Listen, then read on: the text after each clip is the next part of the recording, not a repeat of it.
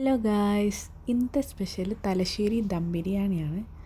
അതിനായിട്ടൊരു പാനിലേക്ക് കുറച്ച് വെളിച്ചെണ്ണ ഒഴിച്ച് അതിലേക്ക് കുറച്ച് സവോളയും ഇഞ്ചി വെളുത്തുള്ളി പേസ്റ്റും ഒന്ന് വഴറ്റിയെടുത്തതിന് ശേഷം അതിലേക്ക് മഞ്ഞൾപ്പൊടിയും ഗരം മസാലയും പെപ്പർ പൗഡറും ചേർത്ത് അതൊന്ന് മിക്സ് ചെയ്തെടുക്കാം.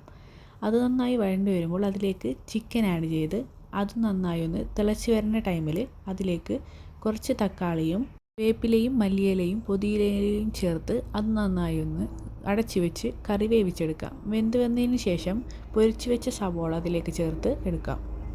ഇനി നമുക്ക് ബിരിയാണി ദം ചെയ്തെടുക്കാം. അതിനായി ആദ്യം ഗീ റൈസ് റെഡിയാക്കി ഫസ്റ്റ് ലെയർ റൈസ് ഇട്ടതിന് ശേഷം അതിൻ്റെ മേലിൽ കറി ആഡ് ചെയ്ത് പിന്നെയും റൈസ് ഇട്ട് അതൊന്ന് ലെവൽ ചെയ്തതിന് ശേഷം അതിൻ്റെ മേലിലേക്ക് സവോളയും റൈസിൻസും കാഷ്യൂനട്ടും മല്ലിയിലയും പുതിനയിലയും ആഡ് ചെയ്ത് എടുക്കാം.